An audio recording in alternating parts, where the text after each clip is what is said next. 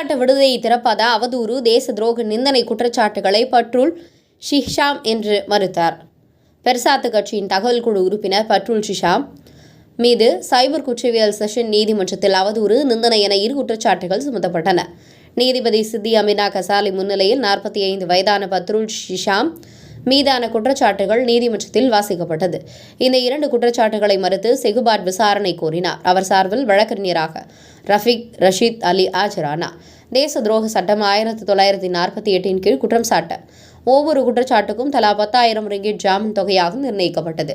பிரபல சூதாட்ட விடுதியை திறப்பதாக அதூராக பரப்பிய விவகாரமாக நாளை ஜோகூர் நீதிமன்றத்தில் மீது மற்றொரு குற்றச்சாட்டு சுமத்தப்படும் என்று கூறப்பட்டது. நான் இந்த விவகாரத்தில் ஒரு அங்குலமும் ஆசைப்பட மாட்டேன். ஜாமீன் பணம் நண்பர்கள் மற்றும் மக்களால் சேகரிக்கப்பட்டது. முன்பு 20,000 ரிங்கிட் ஜாமீன் செலுத்த வேண்டியிருந்தது. நாளை எனக்கு தெரியாது என குறிப்பிட்டார்.